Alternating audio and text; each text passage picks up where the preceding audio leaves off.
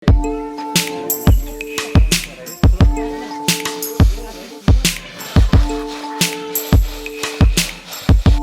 سال شد دوام داشت، بینا به تمام نرسید و من خلاصه برآوردم که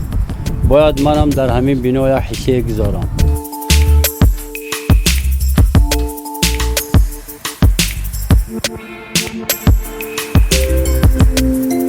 یک گاو بخر داشتم، همین بخره قصد کردم در همون جای شدگیم که میفروشم، میام همین بینا را دوام میتیم به اتمام میرسونیم. باید فروختم، با نرسید مادرش فروختم، خلاصه به مبلغ 10,000 سامان در تریزه تمامی یا که